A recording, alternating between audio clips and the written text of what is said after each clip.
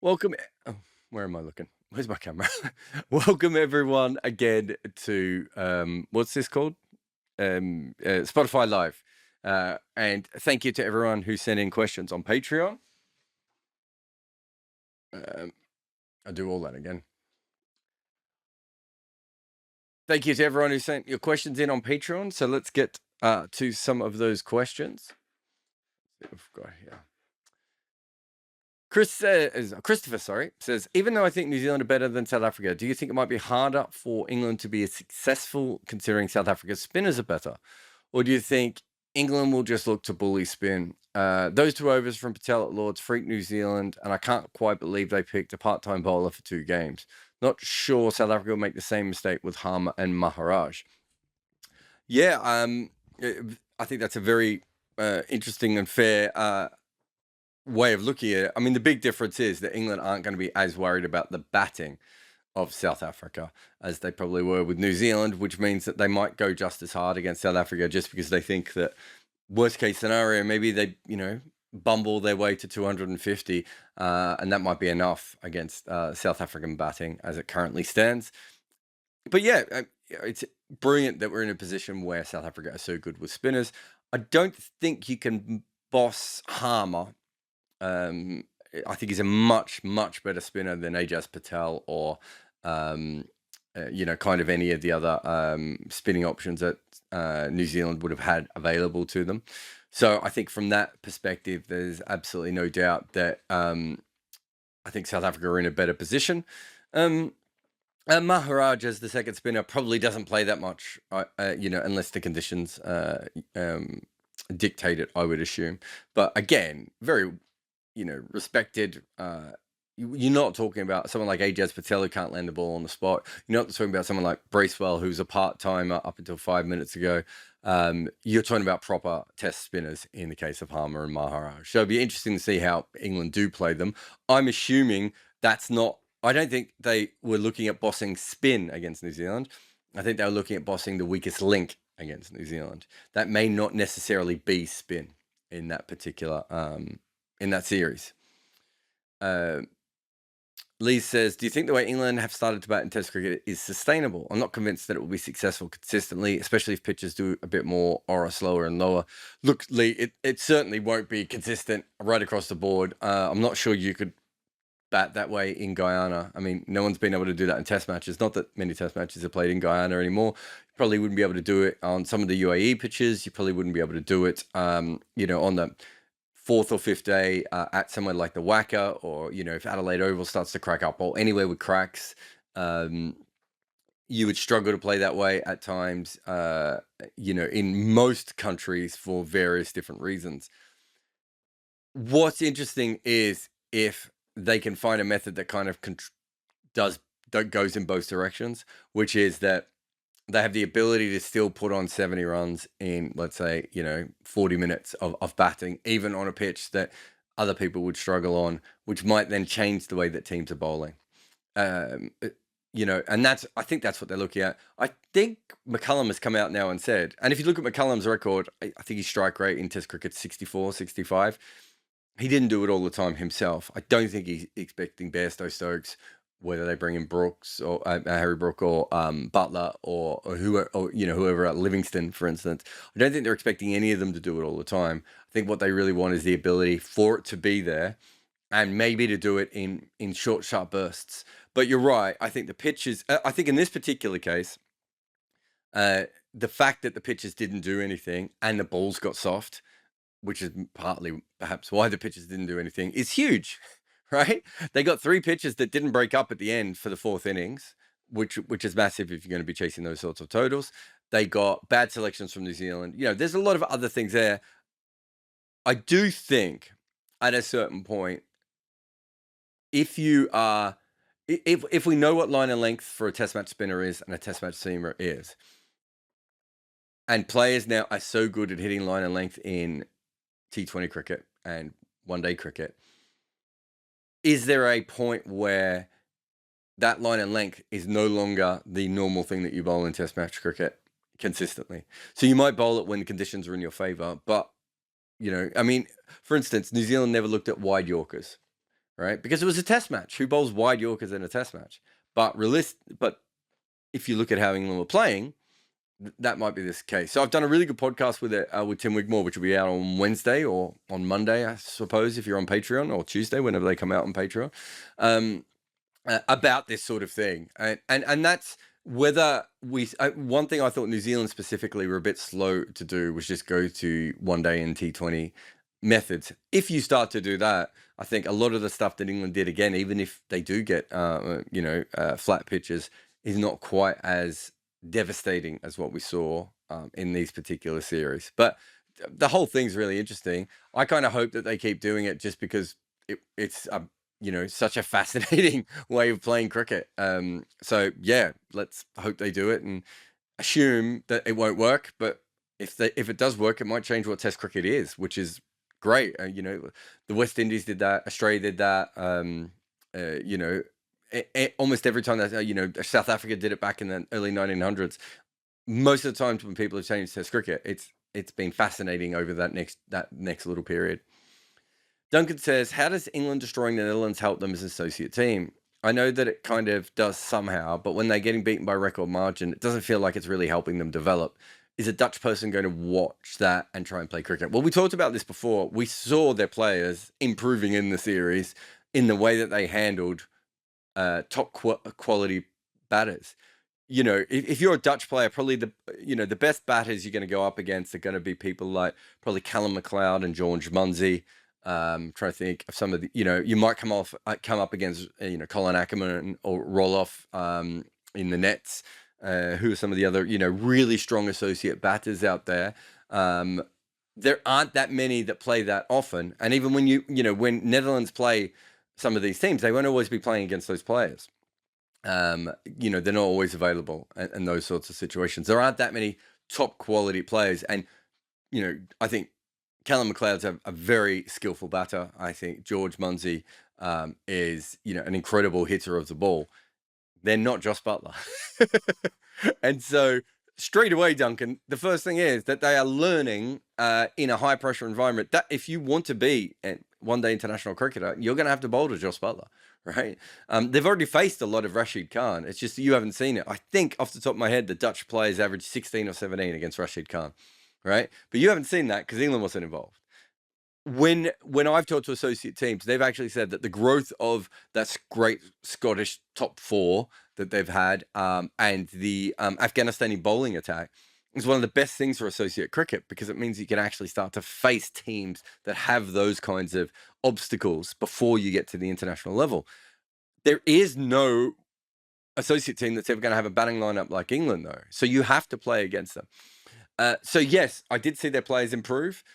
I can certainly see why they should be playing. I think Sandeep puts a comment here about how West Indies scored the World Cup ODI world record at that time against Sri Lanka, and in 1987, and we know that 2 World Cups later, Sri Lanka would win the World Cup. So you do learn, and you do get smashed in the face. And I think Sri Lanka were on. I'm trying to think. I think there was a couple of hidings that Sri Lanka had, even though they played some really good cricket in the early World Cups.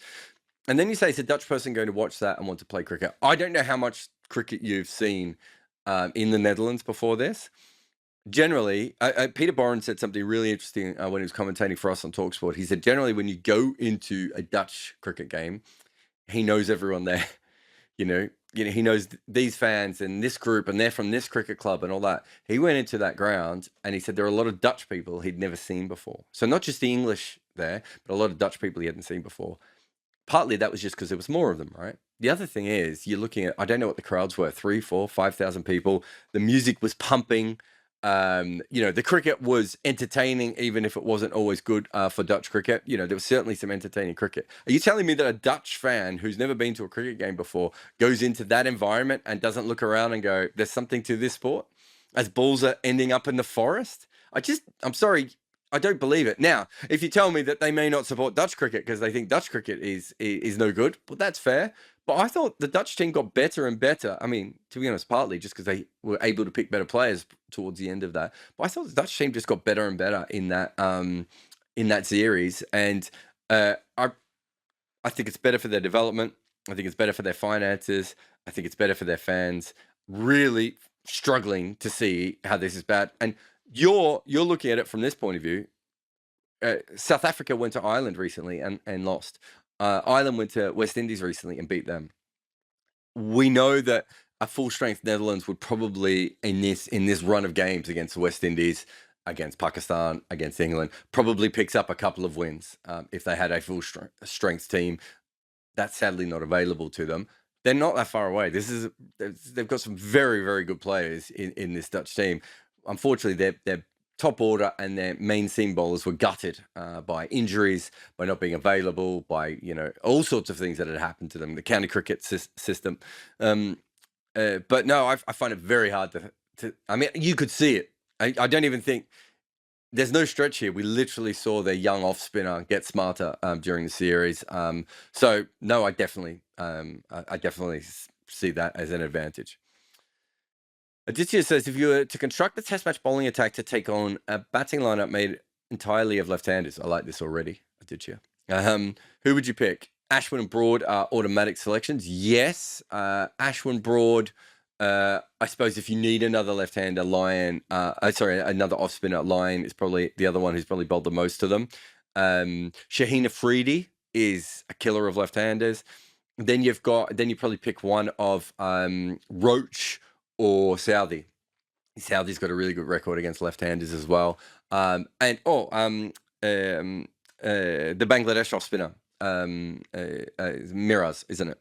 I think he's another one that, and you might actually have him ahead of Lyon. Lyon's good against left-handers, and I think he averages mid to low 20s. But I'm not sure if the Bangladeshi guy might have him beat. I haven't looked at that in a while. But Southey's one of the really, really interesting ones that isn't an automatic name. And Roach. I think Roach has slowed down a little bit against left-handers over the last couple of years, but he bossed them for so long. So certainly he would be in the list there. Left-handers in general don't like left-arm bowlers, I think, as well. Same as kind of everyone. James says, beside the obvious of getting the decisions right, what are the most common and distinguishing characteristics of the best umpires? I think I think now we're getting more and more to a situation in Test cricket, or international cricket, I should say, where the umpires are getting really well trained. There's a lot of like little shibboleths in umpiring that I don't know if fans know about, but with LBWs and if the ball goes up after it hits the pad, that usually means it's going too high, and if it goes down the leg side, it's going that way. All these sorts of little things that I think umpires had to work out on their own for a long time, or occasionally were passed down by senior umpires. Whereas I think now a lot of those things are helping umpires. So realistically now, you want someone who can build good relationships with the players. And that might sound a little bit weird, but I think the authoritarian sort of umpires, I don't think that was ever a very good system. But I think more and more now, there's so, if you're an international umpire now, you're going to have to deal with people from so many different diverse backgrounds. And I think before, what would happen is that the sort of Western umpires would sort of be friendly with the Western players, and the Asian umpires would be friendly with the Asian players. And I think what we're seeing now is umpires being really good at building relationships with players, even if they don't speak the same language, but building a relationship with them on the field. I think calmness is a very important part of being an umpire. I also think this is going to sound a little bit weird, but also a lot of the umpires who are very, very good have a encyclopedic knowledge of the laws. We've seen some pretty big mistakes from umpires of recent times. Finding that sort of person who has a calm personality, who likes building. Murray Erasmus is such a perfect modern umpire, because Murray Erasmus is the sort of person who, if he sees someone in cricket, he'll say hello. He's always building relationships with people. He's incredibly calm, and I think that's a really important part of being an umpire. And then on top of that, he knows the laws, very, very well. That's kind of the things that I would be looking for in most umpires, and I would say. Azayad Ahmed, sorry. What are your thoughts on double headers for T20 internationals? Considering the size of squads and squeeze on calendars, do you think it's feasible? Do you mean if you mean playing two games in a row? I don't think that is ideal. It's interesting because it works so well on finals day in England, I suppose, but I suppose there is a break for at least one of the teams there. It, no, I just don't see it as being something that we need to do. What I prefer is literally having, I don't know, what would you have, Thursday, Friday, Saturday games, or Friday, Saturday, Sunday afternoon game, or something like that. I think if you're going to play T20 internationals, I think you can certainly do them in those kinds of patterns. I don't think you need the full day off in the way that you do for a one-day game. Maybe what you do is you go, what, Friday, Saturday, Monday game, or whatever that may be. Wednesday, Friday, Saturday. But I don't see that much that we'd be getting out of playing back-to-back T20 games, unless I'm missing something obvious there.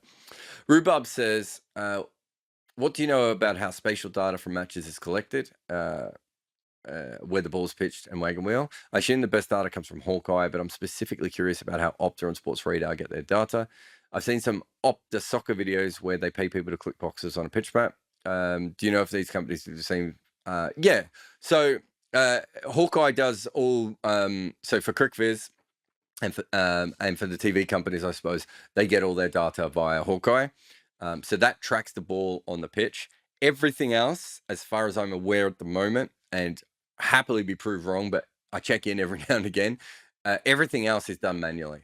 So where the ball goes, even where the fielders run to, although that's not tracked as much, although I assume a few teams are doing that at the moment, is all done manually with literally. So when I sit next to Opta people, that's what they do. They say this is where the ball has gone from here, and they literally just put it down on a map. And so it's a bit, the data is not perfect. It's not far away. I mean, I've been able to check what pitch map sort of stuff Opta do compared to Hawkeye. It's not as exact, and obviously it doesn't have the the ball going up, down, left, right, and all that sort of stuff. But as far as the pitch map goes, it's pretty close. It would be really easy to put up spatial tracking cameras. They're not particularly expensive. I wonder if the size of a cricket ground might give them problems. It's a lot bigger than a baseball field, for instance, or a soccer pitch. But realistically, that's what we should do, and it's a massive step forward. I think I first wrote about it in 2017. I talked to the Big Bash people, and they were like, "Yeah, let's do it." I talked to the 100 people, they're like, "Yeah, let's do it." No one's done it. I've talked to IPL teams about it. It's a no-brainer for me. You could learn so much with spatial tracking cameras, which basically allow you to, there was a really interesting one the other day where Kumar Sangakkara was talking about Ben Foakes. And Ben Foakes has a fairly poor catch ratio in Test cricket so far. And when Kumar Sangakkara, you got to remember, Kumar Sangakkara is friends with Ben Foakes and probably instructed him on wicket-keeping when he was at Surrey. So he's got skin in this game. But he was like, that just doesn't track for me. I've seen him. I think he's the best wicket-keeper in the world, which I think he said publicly. He went and looked at all the drops. And what he said was a very high percentage of those drops were catches that other wicket-keepers wouldn't have even got a glove on. What Ben Foakes was doing was moving a lot further than a lot of modern wicketkeepers do, and therefore he had a higher drop percentage than other people, but also was catching a lot of other balls quite easily that other wicketkeepers would be dropping because they'd be diving for. We can track all that with spatial tracking. We don't need Kumar Sangakkara to go and, we always need Kumar Sangakkara, but we don't necessarily need him to do that. And we could track that with spatial tracking like that. We'd be able to tell if he's reaching a ball 1.5 meters away when most wicket keepers are not even getting balls 1 meter away from them. What percentage of the time he's getting to inside edges that other wicket keepers aren't even moving to, and it's just going for 4 on the inside of them. All those things are available to us in cricket. It's just that teams haven't quite worked it out. There's a lot of technology that I think cricket teams should be investing in that they're not. Will says, can I claim to have scooped the Eoin Morgan's retirement in last week's question? Yeah, I think that episode just went up on YouTube like after he retired. So, yeah, it was a decent question. I didn't see it coming, but I'm not surprised by it. If those two things make any sense. after, I can't remember if it was at the IPL, but when he was talking about his form, I think he realizes that he sort of is a, it's the best way of putting it, but like a spree batter. He gets his runs in big chunks. It might be a year and a half where you can't dismiss him, and he makes an absolute ton of runs. And I think that there was a part of him that was thinking that this was just another blip and that he would be able to work it out. And that might still be the case. So I certainly think that he probably gave himself as much chance as possible to make runs again. And when it didn't happen, perhaps he was thinking it wasn't worth it. Also, I remember talking to Graham Swan about the 2013 and then the 2013-14 Ashes. So there were two Ashes in the one year, the mega Ashes, as no one else called them other than I did. And and I remember talking to him and I said, if that was in 2014, 2015, you would have retired after 2013. He was like, yeah, definitely. But when you put all those tournaments together, sometimes, and if you look at Eoin Morgan, he would have looked at it and been like, oh, there's two World Cups close together. I think in the last World Cup, if there hadn't have been another World Cup for another 2 years, I think Eoin Morgan probably just goes, 2 years' time. That's too far away. But I think he looked at it and was like, oh, it's not that far away. I can probably, and then he hasn't been able to get back in, and bat the way that he would like to bat. Will's got another idea for a format for a Test cricket league. 2 divisions of 7. Every side plays each home and away. Well, this is the original ICC one, so it's not another idea. Match weeks between December and March, June and September. The gaps are used for T20 franchise and ICC competitions. Yeah, we're kind of already moving towards that, but yes. The completion of the league takes the next block to allow for bigger sides to organize bilateral series. Yeah, I mean, so this is more or less what they tried to get up 4 years ago at the ICC. At that stage, the BCCI didn't want the window, which is kind of ridiculous because the window kind of came anyway. Obviously, that's changed a little bit, and I think they're much more open to the window now. The 2 divisions, everyone plays each other home and away is a problem for India, Pakistan. May not always be a problem, but certainly at the moment would be a bit of a problem there. But originally, that was what it was going to be: 2 divisions of 7. Sri Lanka, West Indies, maybe South Africa, maybe, I don't think New Zealand, but Sri Lanka and West Indies were not happy because they thought that it would be on the chopping block. Well, that's professional sport. If you're not in the best 7 teams, this is how it goes. I push it further. I think it should have been 3 divisions of 7. So you had the top 21 and 2 teams going up, 2 teams going down. They're not going to do that. I think that what the current one on the table last time I talked to anyone was 2 divisions of 8 is what they're more looking at now. Again, just think Bangladesh, West Indies, Sri Lanka are going to be against that. But they should get better at cricket. That's the aim, right? Like that's what elite sport means. I've said this a lot of times. South Africa and Australia and England shouldn't get to qualify for the elite version of Test cricket because they played it in the 1800s. They should get to qualify for it because they're still really good at it. And I think that's a huge problem within our thinking of our sport. Is this idea that once you're there, you're great. And it's like, well, once you're there, you might not be great anymore. And I think that one of the best things that happened to West Indies cricket of recent times was almost not qualifying for the World Cup.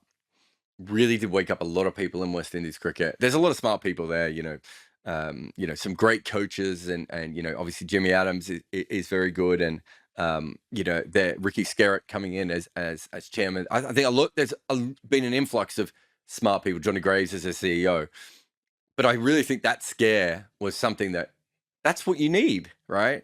And your system, what the ICC have tried to do, certainly is something that I think if we're organizing a sport properly, that's what you would do. But we don't organize a sport properly. We play cricket. Ian says, does Morgan's retirement raise a realistic prospect of Alex Hales coming back into the England side, or just another round of discussion about him before he doesn't get called up again? I don't think Morgan is the only reason that Hales is not in the England side. I know that's a fairly popular belief. It's certainly not been something. I'm not saying Morgan didn't play a huge part in it. And there's no doubt that there's a lot going on with Alex Hales and throughout his entire career that has not been made public. Um, when you talk to players, Alex Hales has certainly upset a lot of people in cricket, from administrators to coaches to players.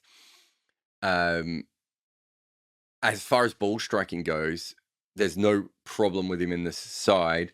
The only thing is, at the moment, it's probably the good bloke rule at this point that is keeping him out. I'm not saying he's not a good bloke, but the good bloke rule is, or whatever they call it, the no dickhead policy from New Zealand rugby, is when your team is that strong, you can afford to keep out someone who is seen as a problem. Now, I have an issue with this because, what's to stop them thinking I'm the dickhead now, right? Or you're the dickhead now, Ian. Not that I'm saying you're a dickhead, Ian. You may be a dickhead, Ian. I think I know you well enough to know you're not a dickhead, but let's just put that out there. And certainly I think, that's where that sort of thing becomes a problem. But if you look at English cricket and you look at what Phil Salt did the other day, and you look at that, if you look at the T20 side specifically, they've probably got 5 guys who can open, right? And so I'm not saying maybe Alex Hales has a slight bump on some of those guys, but some of the others he doesn't. So I'm not expecting him to come back into the fold, but it would be interesting to see where he goes from here. Because if he ends up, dominating the PSL and dominating the IPL and, and maybe even leaving English cricket and dominating all those leagues, and they don't win a bunch of tournaments, then maybe it becomes a bigger thing for Alex Hales. But I don't think Eoin Morgan specifically leaving changes as much as other people might think. All right. Let's get to the room. Manam, are you there? Ooh. Manan, sorry. Yeah, can you hear me? I've got you, mate. What's your question? So I actually just read the news that Bumrah is going to be captaining India for the Test match tomorrow, Mm-hmm. and I wanted to know your views on what position, maybe a bowler, a batter, an all rounder. What position do you think is best suited to be a captain? And Best like suited. what? Yeah. Yeah. Sorry, you can go. No. It's good. Best suited to become a captain is a number 8 who doesn't bowl. So specialist number 8 batter, no pressure on them with the bat, number ball. I mean, if you're being honest, that's the best position. Every other position has compromises. Batters don't always really understand bowlers. For instance, they don't understand the physical limits of bowling. They also don't understand that if they put a fielder in a particular position, that will affect the bowler's line and length more. Put it this way: if you put 4 slips in, and you've only got 2 guys on the leg side, and you keep telling them to bowl on off stump, they won't. They'll bowl outside of stump, right? Little things like that, I think a lot of batters don't quite get, or they don't understand, the psychology of that, of running up hills, of foot marks, and all these sorts of things. If you're a top order batter, I think that's a tough one. You're trying to dismiss the tail, but you can't help but start to focus on your next job. If you're a wicket keeper, I think in some ways you're in the best position to understand the bowlers. You also have a very good understanding of batting, because you probably have to, at least be a specialist batter, if not at test level, but certainly before that. So you certainly understand that. But wicket keeping is really hard on your body, and you have to concentrate very, very carefully, and so that causes problems. If you're a bowler, you have problems with over bowling yourself when you bowl yourself. And in the field, again, a bit like an opening batter, there are times when you are probably thinking about your bowling to the detriment of your captaining. But realistically, I think that people who make good captains, and by that I mean someone who's probably fairly calm, someone who's able to think about multiple things at the same time, someone who understands cricket kind of before it's happening, not after it's happening. All those sorts of little micro skills that involve in captain. If you have them, it doesn't really matter what position you play in, because you already have those skills. The ability to understand what, empathy, to understand someone's backstory, even if it's different to yours, to plan short term and long term all at the same time. All these sorts of things that good captains probably possess naturally. It doesn't really matter what your job is at the end of the day, because if I had a specialist number 6 bat who didn't have any of those skills, but was a senior person, so you gave them the captaincy, and then someone else is like, I don't know, an all-rounder who bats at number 5, but also has to bowl 25 overs a game, right? And they're completely overworked. That person's probably still going to be a better captain than the specialist number 6 who's thinking about it more, just because they don't have any of the natural instincts that are required. So I think it's a bit of a nonsense question, not your question specifically, but as if I'm looking at a cricket team, I'm never thinking to myself, which I'm going to give it to a batter first and then a wicketkeeper and then a bowler. If I'm working with a cricket team, I'm like, who's the person who's going to get the most out of the team off the field, who's going to work the hardest to know the most on the field, and then who's going to read the game best and be a calm influence when we need one. My last thing would be, what's their role within the team? Beautiful. Thanks for your question, mate. That was a really good one. Thank you. Who's next? Keshu, if you're there. Yep. Hi, Jarrod. How are you? Long time. Yeah, no, very good. What's your question, mate? Yeah, so Morgan got retired yesterday. So,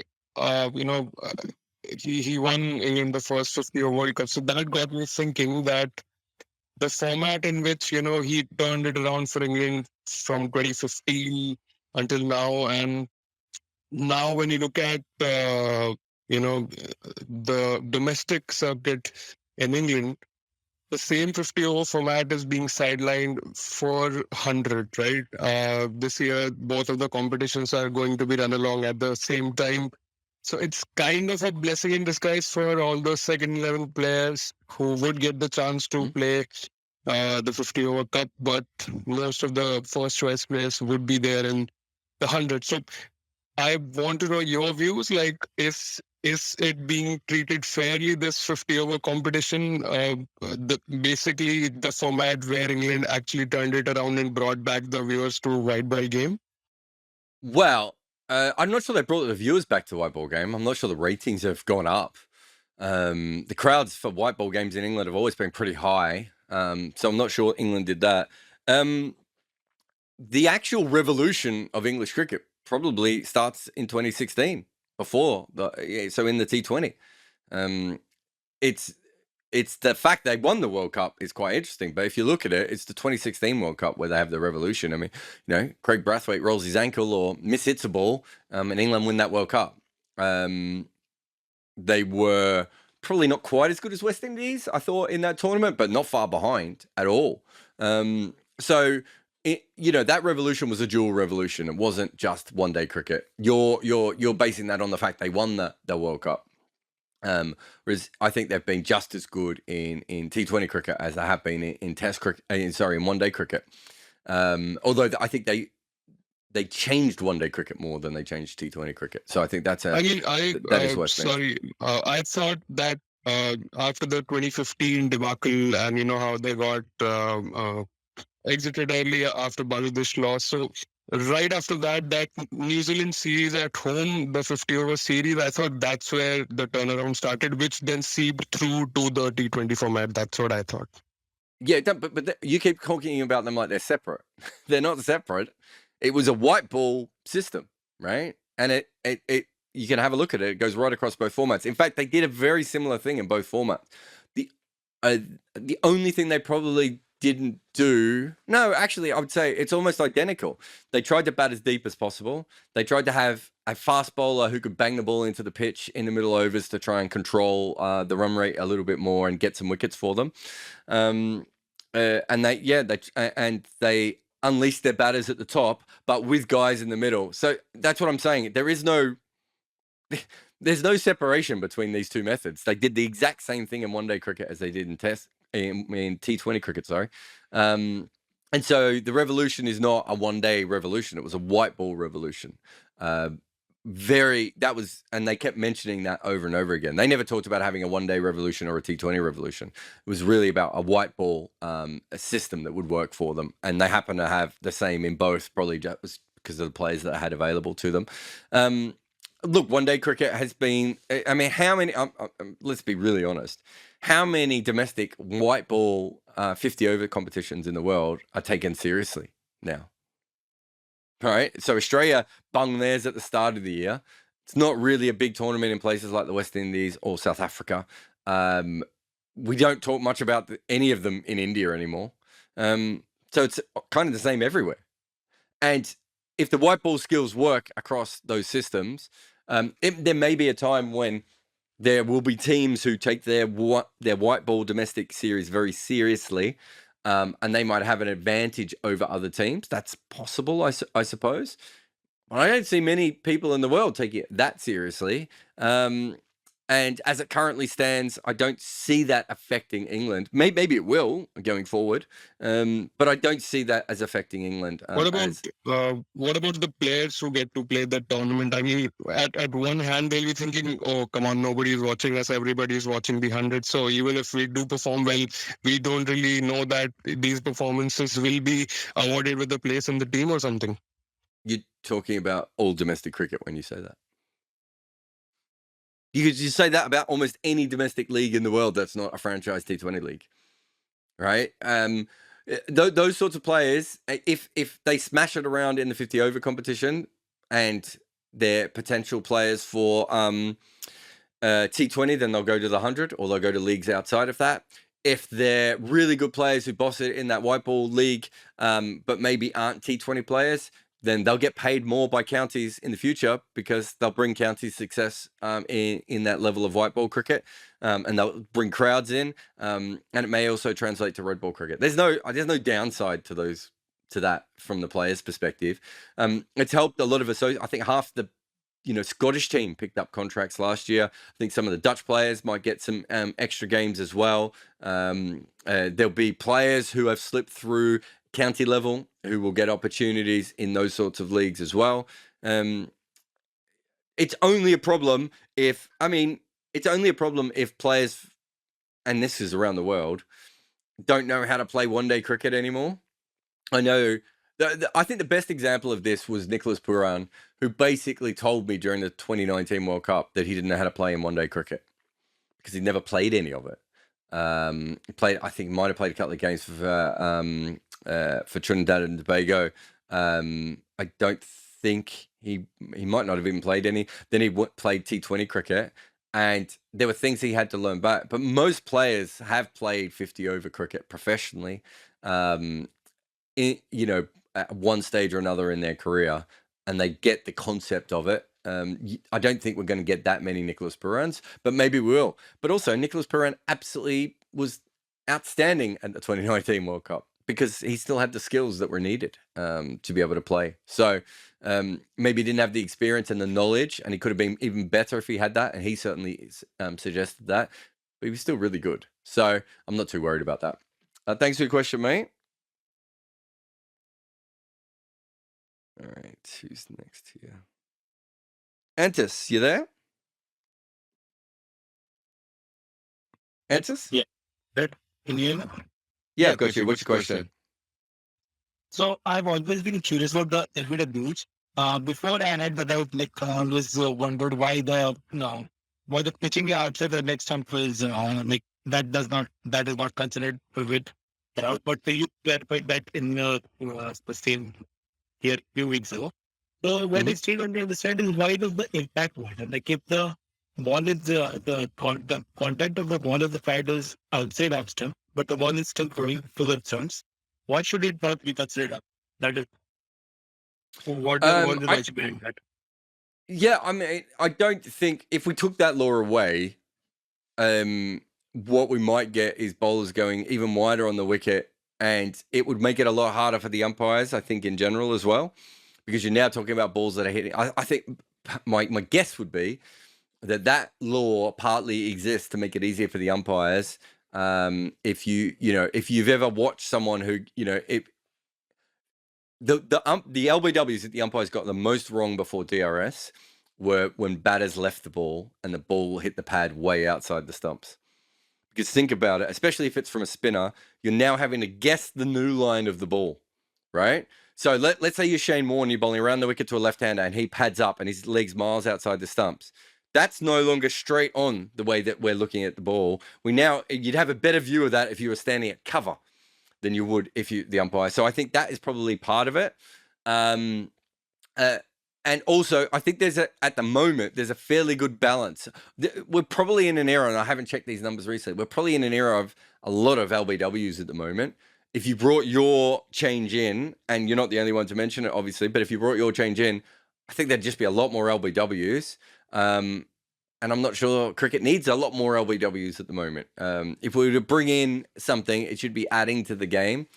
I'm not specifically sure that would add to the game.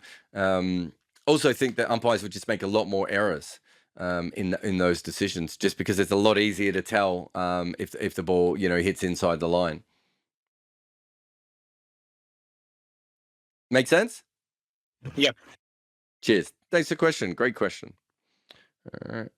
Oren, are you there? Oren? Hi. Hey, mate, what's your question? If you have to write another cricket book, what would you write it on right now? It's good. I might write it on Bazball right now, Oren, to be honest. But that's just because I'm a bit obsessed right at the moment. One of the big cricket books I've always wanted to write. So I've been asked to write a few of recent times. There's a couple of players that I've talked to that I think played quite interesting careers that I think I think could help people inside and outside of cricket and inside and outside of professional sport. But it's very hard to get the player to be as honest as I would like them to be. So I've certainly had some conversations there. One of the great stories, Oren, that I've never been able to tell is the story of the 4 leg spinners of South Africa. So you've got Reggie Swartz, Aubrey Faulkner. Oh God, I can't remember the other 2 now. White, and I'm missing one. The other guy. But their stories are incredible. And they'll never probably be told, especially within South Africa, because of the racial component, which is very fair. And I think you'd have to cover that in that story. But the 4 of them, between wars and sickness and wives and alcoholism and bad fathers and all these different things they went through, I think would be an incredible story to weave the 4 of them together. Also, what they did changed cricket. They made South Africa a legitimate team. And which helped us get more and more legitimate teams. And leg spin. I mean, you can track that all the way through to today, right? That's probably another one. I've got a really, really good story, which I don't know if it's a book yet, but I've been working on for some time, which is an incredible story which involves crime and cricket, which I would love to write. There's another one. Maybe it's not a book, although it might be, about a young Tamil player who took his own life, which I would love to write about, and we'll hopefully get around to finishing that one day. I'm trying to think. And then, I think Cricket 2.0 was really good. So Tim originally wanted to write that with me and then ended up with Freddie, which probably worked better for the book. But I think there's still some untold stories about how much cricket has changed over the last couple of years. And I think that's a really, really nice book. But I'd like to do a different kind of version on a similar sort of thing. And then I think the other 2 books for me would probably be The Rise of Afghanistan Cricket and The Rise of Women's Cricket. I'll be honest, having said all of this, I don't think I'm going to write another book for a while. But I think those are the other ones. That would be really, really interesting. I think with Afghanistan, it might be a bit tricky to get back there. I was asked to go back there a couple of times, but it's never quite worked out. And it's not an easy trip for a very pale-skinned dude to make. Yeah, I think those are the main ones. But thanks for the question. What else we got here? Akila, are you there? Hello, can you hear me? Yeah, I've got you. What's your question? Yeah, you mentioned before that pre-World War II first-class cricket was quite well known. I was just wondering about the Cambridge Oxford University cricket. The reason I ask is that G.H. Hardy, who a famous mathematician, studied at Cambridge, and he was a big cricket fan. And there was a quote where on his deathbed, his sister read him the history of Cambridge University cricket, whilst he was dying. So that I have a friend who goes to Cambridge and plays cricket. Like he doesn't care about the history of what games are played there, or why would you? So I was just wondering that at some point was it big, similar to how Cambridge Oxford rowing is big now. Was it that big? Yeah, I'm wondering if it was as big as the rowing. It's certainly not as big as the rowing is now, if that makes sense. And what I mean is, the rowing has gone on to be an international event, hasn't it? Americans watch the rowing, don't really understand it, but it gets broadcast around the world. I don't think the Oxford Cambridge cricket was that big. There's been some really good cricketers come through there, though, and so there was certainly a time when it was given more prominence. I would say it was probably more along the lines of the Eton Harrow game. Maybe I don't think it ever quite got to that level. For those who don't know, Eton Harrow played at Lord's for I don't know, 170 years maybe. And Middlesex women never got to play at Lord's. I was going to say a fun fact. That's probably an unfun fact, isn't it?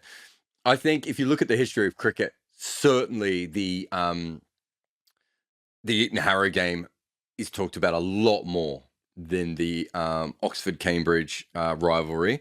But I think because a lot of good cricketers still came out of those schools, and a lot of those cricketers then go on to be media personalities, it's probably always had a moment. These days, Fenner's is still a beautiful cricket ground, but I can't imagine you getting, a couple of thousand people in for the Oxford-Cambridge game. Whereas I think probably back in the old days, that was obviously something that was far more common. But I don't think you would have got 30,000 in. I think if it was that big a game, I think the best way of putting it, Akila, is that if it was that big a game, it would have been played at Lord's consistently. And I think they have played those games at Lord's. I'm trying to think. I think around the late 1800s, and I can't remember that. Might have been Ranji comes out of Cambridge. I think that's right. And I think there was a few really good players on a couple of teams. I think they've had some good teams out of Cambridge and Oxford at times. I'm trying to think if Jack Brooks played for Oxford recently. I'm trying to think if he was one of them. But there's been some pretty good players have come through that setup at times. And I think perhaps when they had better players, there was certainly a little bit more hype for it. But I think when you read, this is my opinion, so there could be an English cricket expert out there who disagrees with me. I think when you read back cricket history, there is absolutely no doubt that Eton Harrow is a very, very massive game. Gentlemen versus players is a very, very massive game. Oxford versus Cambridge doesn't come across at that same level. Maybe the level below that. All right. Thanks for answering the question. No worries. Thanks for the question. Mm-hmm. Oh, Keshuv's back. Keshuv, yep. Yep, sorry. Last time my app crashed out in between. That's all right. I just had one more question to ask. Recently, I read somewhere that in the Ranji Trophy final, there was some decision which could have been, it was sort of a howler which could have been avoided with DRS. And then somebody asked some BCCI official apparently why was there no DRS, and they said, and that's what I read. They said that we thought it was way too expensive to be brought in just for the final.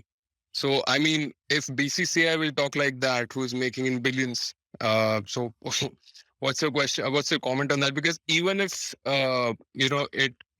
even this is not true, if this news is not true, BCCI can afford to have DRS in every domestic game, right? The kind of money they're making. They could. I don't think that they need to. I don't think all domestic games need DRS. but they could, and I don't think they should bring it in for DRS. I think they should bring it in so they have more Hawkeye data on all of their players.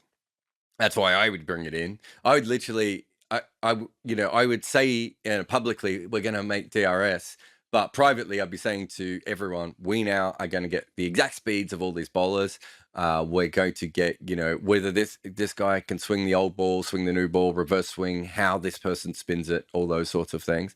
That sounds, I'd be surprised. I can't think of, I mean, they don't use DRS in county cricket, and I don't think they use it for Sheffield Shield finals. So I think they're thinking about it in a very old way, which is, well, it's never needed it before. And just because this game is, broadcast in a better way than our normal games are broadcast, we don't particularly need it. But if I was working for, if I was sending an email to Royal Dravid, I'd be saying, if you got DRS onto all these things, think about how much more information you would have on all your first class players. Which is also what I'd be telling, county cricket. Now, it is expensive. I do think there are cheaper ways of doing it, but I think Hawkeye specifically is quite an expensive model. You also then need to think about, I think, is that the Women's World Cup in 2017, the ICC decided not to have DRS, and they didn't have the run-out cameras. So I don't know what we call those, the third umpire runouts. So we, and a lot of the associate cricket, I think the West Indies Scotland game is that's probably a multi-million-dollar game for West Indies and Scotland before the 2019 World Cup. And Richie Barrington gets done on an LB. I think it was Richie Barrington got done on an LBW, just before the rain came down. You're talking about a game that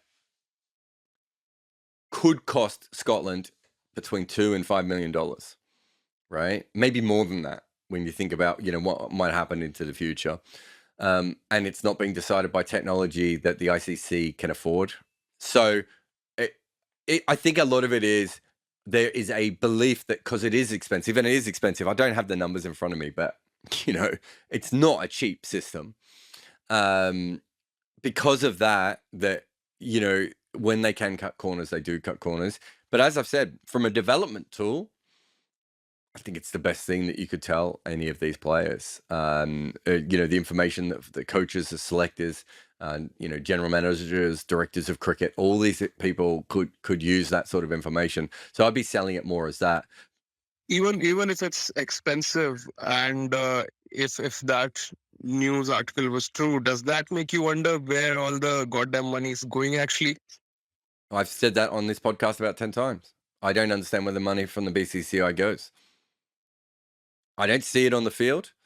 I don't see it in academies. I don't see it in women's cricket development. Don't see it in men's cricket development. Where's the money going? They seem to make a lot of money and it disappears. I don't see that because of this DRS thing. I think this is more of an old school of thing of, well, that's a first class game, and it's a final and we got better cameras, but we don't need DRS. But as a general rule, I don't understand where all the BCCI money goes. They don't seem to have 100 more staff, or 10,000 more staff than other cricket boards.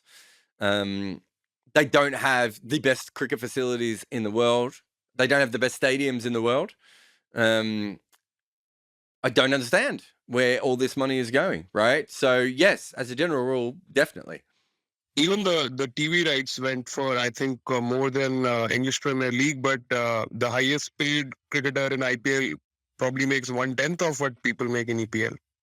Yeah, I mean, so in basketball, I think, is it 47 or 49% of the revenue goes to the players, which is a similar system to what Cricket Australia has with their players, I think. Although it might have come down in that last one. I haven't looked at that for a while. Is that right? Or is it 25%? I've forgotten the number now. But they based it on that. Indian cricketers aren't making 25% of what the BCCI makes, and yet they're the ones making it for them. So the players aren't getting paid. It's not a professional system as it should be. You could put a state-of-the-art cricket academy, well, I would say one per state. You could probably put 2 or 3 per state. You could professionalize women's cricket in a heartbeat in a way that no one else would ever be. Indian women could be the best cricket team in the world for like 50 years because of what you could do with the BCCI money. There's we were talking about spatial cameras before.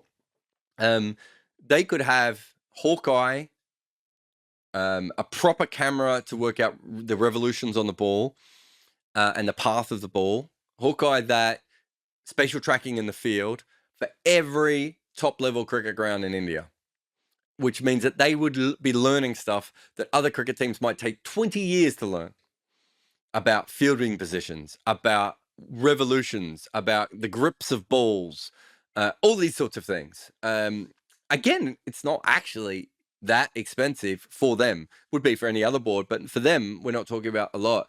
They could be, that they could be the NASA of cricket, and I don't see how anyone else would ever get anywhere near them. And I don't know where the money goes. I don't see it being spent on cricket, right? I would love so to watch a video on this if you could do it on a channel someday. But the thing is, what is the video on it? The video on it is me going, I don't know. I'd love to see where all this money goes. They don't have open accounts. They probably, I think all cricket boards really in the world we should be knowing where the money goes. We make this money for them, right? We're not just consumers, because this is not just a product. This is not us buying a can of Coca-Cola, right? These are bodies that are run for the betterment of sport in that country. We should know a lot more about where the money is going. Have a look at the furor about the England administrators getting paid bonuses, right? I think there's a lot of people in other cricket countries doing pretty well, and that we don't know that they're getting bonuses. We should know what the CEO is being paid. We know in some cases we know what the players get paid, right? And we don't know what any of the administrators or coaches get paid. How is that okay? This isn't just an Indian thing. This is a lot of cricket boards getting away with absolute nonsense. And I think the ICC tried to open this up, and a lot of the cricket boards went, of course, we're not going to tell you. And there's probably a reason, right? There was a very, very notable deal done with West Indies cricket. I know, whenever it was, 4 or 5 years ago, where they suddenly got a lot more money out of sponsorship than they used to get out of sponsorship. And I think that the thought within cricket was, the sponsors suddenly got more money? Or has something else happened? And by something else happened, I don't even know what that means. Was it bad business? Was there corruption? Was it doing sponsorship deals for you? We have no idea, right? Because we can't, there's no transparency in all this. And this is not an Indian problem. This goes right across the game. And I think too many decisions are made and we don't know where the money goes. This is not, and if an IPL team doesn't want to tell us what they're doing with their money, they are a private entity. These are not private entities, right? Some of them have tax breaks. They have all sorts of advantages. Some of them get government money. So they don't just get money off us, the cricket fans. They also get money from the government. Some of them get land from the government. All these sorts of things. And we don't know what happens with any of this money. And I don't think it's acceptable. And it's never been acceptable. It's just that, in the old days, it was run by gentlemen and we had to accept their word, except for the fact that we knew the old gentlemen were absolute grifters and grafters. And, there's a reason why Kerry Packer found it so easy to do what he did. It's because he paid the players and the players weren't being paid. The money back in those days was not going in the right direction. And I've got no problem with, so a few years ago, the ICC, they took out every chairman. I think it must have been for the 2000s test at Lord's. They took out all the chairmen of all the boards, of all the major boards, first class to attend the test. If you're a chairman of a cricket board and the ICC wants to pay for that, I'm okay with it. But my understanding was, and I could be wrong here, that the families also went out. Now, the only reason we found out about that is because it was leaked by one of the chairmen, I think, or someone involved in one of the boards.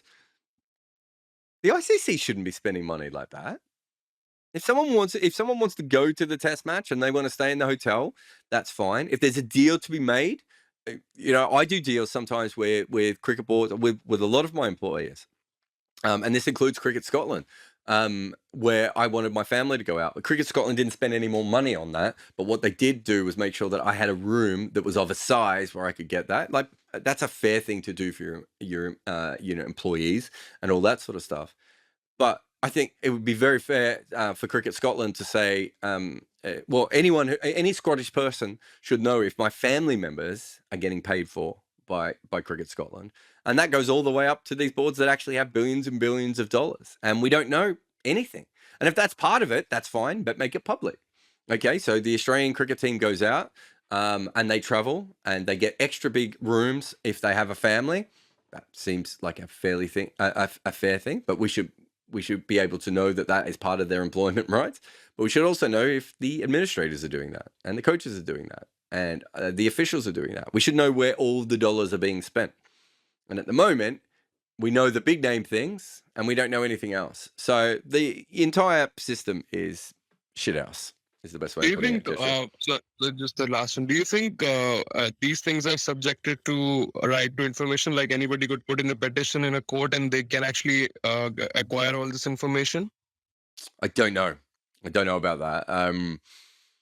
I would say no, just based on the fact that no one's done it. But I don't know. Cricket boards are so different from country to country as well, like, as the laws are, and the way these things are set up. So I personally don't really, I wouldn't know that, but I would say in some countries you would be able to find out more information. I think in Australia, maybe New Zealand, the finances are quite clear. I think we know in Ireland might be another one that it's quite clear where the money is going. It doesn't feel like there are that many other cricket boards that are out there that are doing a similar thing that I'm aware of. There's so many cricket boards. There might be some that are doing slight things like that, but it might be a case in certain countries we can get more information out there. But then you also need, it would probably take more than a cricket writer to be able to go through those sorts of documents, because those are not the sorts of things that we generally as cricket writers would have to do. And when I've been given documents, I kind of have to find experts to have a look at them myself. So it might be the case that it's possible in some countries, but the cricket writers are like, I've seen them and it didn't make any more sense to me than it did beforehand. I can't answer that one. Thanks so much for your question though, mate. But yeah, as I was saying, we should know where the money is being spent in cricket, far more than I think we currently do. And sadly, I don't think I don't think it's going to change in the short term. I don't think there's any cricket boards looking to do that. But huge thanks to everyone this week for all their questions. Some really great ones in the room there. Obviously, Patreon questions, really great. If you want to support us on Patreon, you can, or on Buy Me a Coffee. I've got on my Bodyline t-shirt, curtly running through the crease here after a wicket, which is awesome. So you can certainly help them out. We've got, I think we've had some LinkedIn ads. So big thanks to LinkedIn, obviously to Manscaped. You can put the code Red Inker, all one word in, and get a discount there. But just huge thanks to everyone who came on again. I'll talk to you again next week.